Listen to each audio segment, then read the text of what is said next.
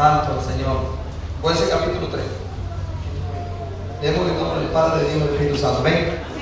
Dice así: estas pues son las naciones que dejó Jehová para probar con ellas a Israel, a todos aquellos que no habían conocido todas las guerras de Canaán, solamente para que el linaje de los hijos de Israel conociese la guerra, para que la enseñasen a los que antes no la habían conocido. ¿Ven? El versículo 2 dice: solamente para que el linaje de los hijos de Israel conociese la guerra, para que la enseñasen a los que antes no la habían conocido. ¿Cuántos dicen amén? Vamos a orar. Padre, te damos gracias en el nombre de Jesús. Bendita es tu palabra. Bendita, Señor, este pasaje, este relato, Dios mío, de lo que vivieron los hijos de Israel, tu pueblo escogido, Yeshua, Socataramanda, la Mastaya. Jesús, Hijo de Dios, en esta noche te pedimos que tú hables nuestras vidas, que tu Espíritu Santo se manifieste con poder en esta palabra, Señor, sobre nuestros corazones, para hacernos entender, Dios mío, tu voluntad y tu propósito, Padre. En el nombre de Cristo Jesús, yo te doy gracias en esta noche por tu amor, por tu misericordia y por tu bondad, Jesús. Yo te doy gracias, Jesús, porque tú eres grande y para siempre tu misericordia, Jesucristo. Gracias, Jesús. Gracias, Jesús. Reprendo toda fuerza contraria que quiera perturbar a tus hijos en medio de esta meditación, en el nombre de Jesucristo. Alguien diga amén. Siéntese. Quiero que preste atención, porque esta palabra que esta noche que vas a recibir le puede ayudar. Presta atención. Quiero que preste atención. Vuelvo y repito, porque esta palabra que usted va a recibir esta noche le puede ayudar. Y quizás usted en esta noche puede entender algo que quizás no ha entendido en todo este tiempo que tiene siendo cristiano. ¿Cuántos dicen aleluya?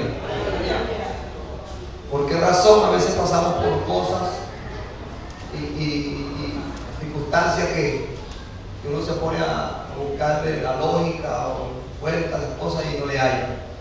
Y todo tiene un propósito en el Señor, porque Dios tiene un propósito. ¿Cuánto dice aleluya? ¿Cuánto dice gloria a Dios? Preparándote para la guerra.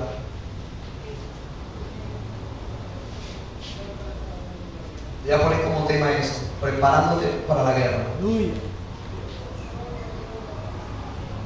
Dice la Escritura que después que Moisés muere, Dios levanta a Josué. Josué, Dios lo comisiona para que lleve al pueblo de Israel, cruce el Jordán y conquisten las tierras prometidas. Pero la tierra prometida no estaba libre. La tierra prometida estaba llena de reinos, de reyes, de guerreros. Estaba llena de gente. Habían diferentes reinos, diferentes reyes. Gloria a Jesús. Y Josué y el pueblo tenían que enfrentar a cada rey o a cada reino y derribar y derrotar, o mejor dicho, derrotar a cada uno de esos reinos. O sea, Dios le entregó la tierra, esa tierra de ustedes, pero no fue así de fácil. Toma, métanse listo, todo está ahí, como dice, a pedir de boca. No, tenían que esforzarse, tenían que pelear una batalla. Y no era una, eran varias tierras, porque eran diferentes reinos que habían ahí. En esa tierra tan pequeña, porque la tierra no era tan gigante, pero era suficiente para que el pueblo viviera y fuera bendecido por medio de esa tierra que Dios le entregaba. Gloria a Jesús, esa tierra que fluía leche y miel. Esa tierra que fluía leche y miel estaba bajo dominio de otros reinos. Y Dios necesitaba limpiar, sacar esos reinos pecaminosos de ese lugar para que el pueblo de Dios, el linaje de Dios, llegara ahí y estableciese la voluntad, la autoridad de Dios en medio de esa nación o en esa nación. ¿Cuántos dicen aleluya? Aleluya. Dios levanta a Josué y empiezan a pelear guerras. Muchos conocemos la historia de los muros de Jericó. Eso fue uno de los reyes, uno de los lugares que Dios derribó por medio de su pueblo, pero hubieron otros muchos más.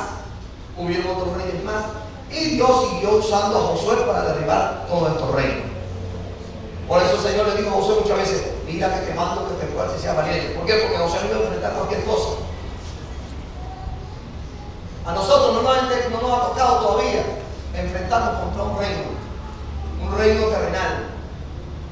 A nosotros no nos ha tocado todavía enfrentarnos contra naciones. Pero a Josué sí le tocó. Y el Señor le dijo: mira, te mando que te esfuerces y seas valiente. Y se lo repitió varias veces, porque no era una sola batalla, eran varias batallas que Josué iba a pelear. Y Dios quería darle la victoria en todas. Ándalo, Hassan. Cuando leemos en el libro de los Jueces, aleluya, es ya cuando Josué ya le había llegado su día de partir, de morir e irse con el Señor. Y Dios levantó hombres, así como Josué, diferentes hombres, para que guiasen al pueblo de Israel. Aleluya.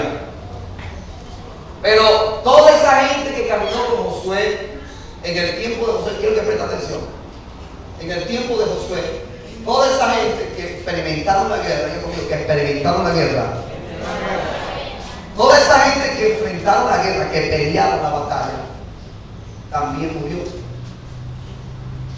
Y vino naciendo la nueva generación. Todos aquellos pequeños que después se hicieron jóvenes, que Dios tenía después que incluirlos a ellos a pelear la batalla. Aunque tenían una tierra que ya había sido prácticamente libertada y que ya había entrado a la conquista, pero Dios dejó allí ciertos reyes y ciertos obstáculos con el fin de enseñarles a ellos la guerra. Por eso he titulado Preparándote para la guerra. O sea, si tú nunca has sabido pelear, Dios te va a enseñar a pelear.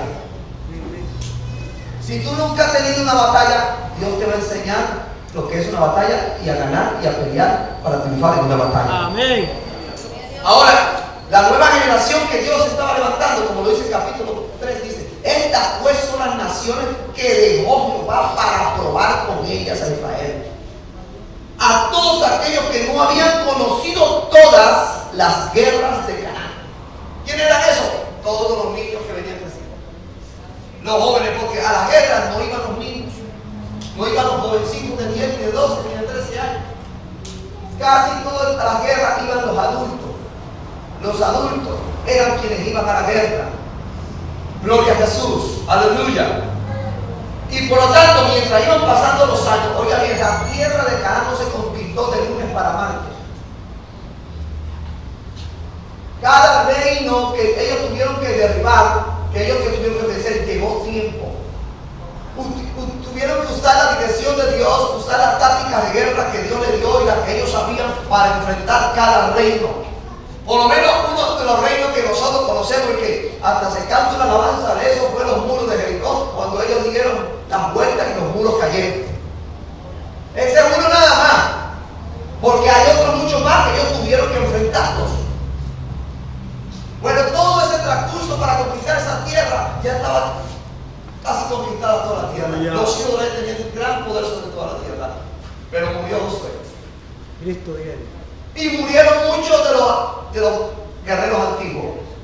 Y venía subiendo la nueva generación. Gloria a Dios. Ahora Dios estaba viendo que la nueva generación que iba a nacer o que estaba creciendo era una generación que no sabía pelear.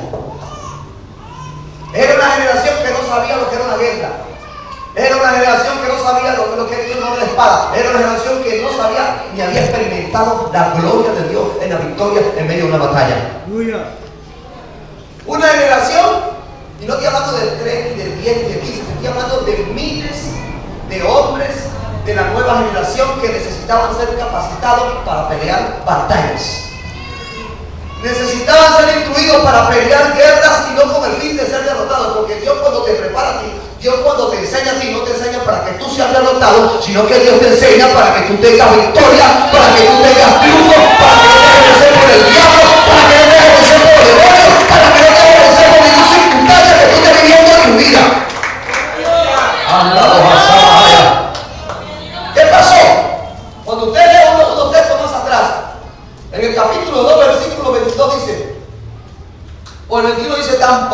volveré más a arrojar delante de ellos a ninguna de las naciones que dejó Josué cuando murió. Cuando Josué murió, dejó a algunas naciones sin derribar. ¿Pero por qué la dejó? Porque Dios lo quiso así.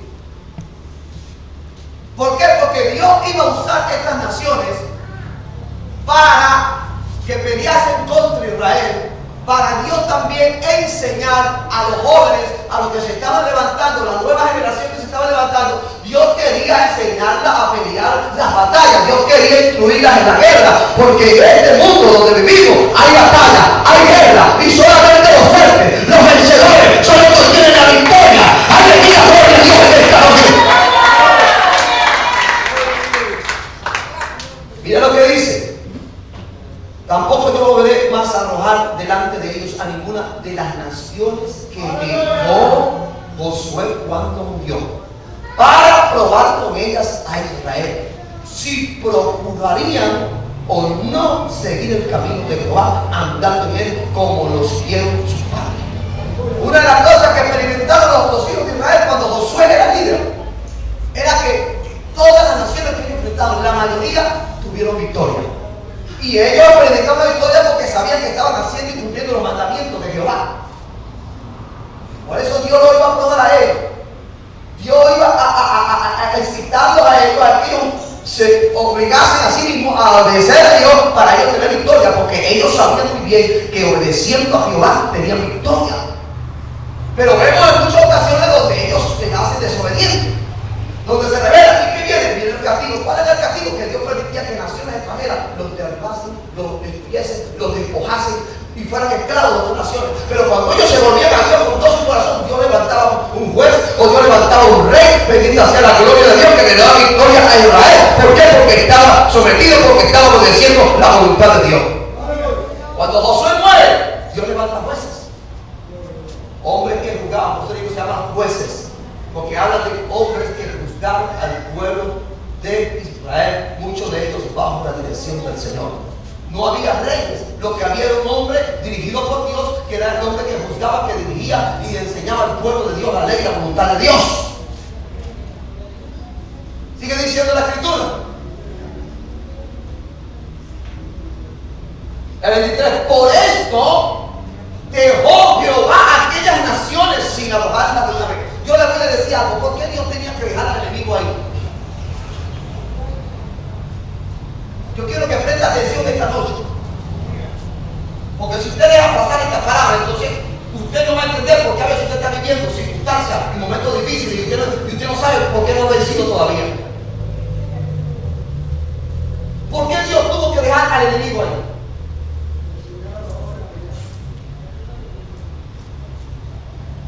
Dios dejó al enemigo ahí con un propósito.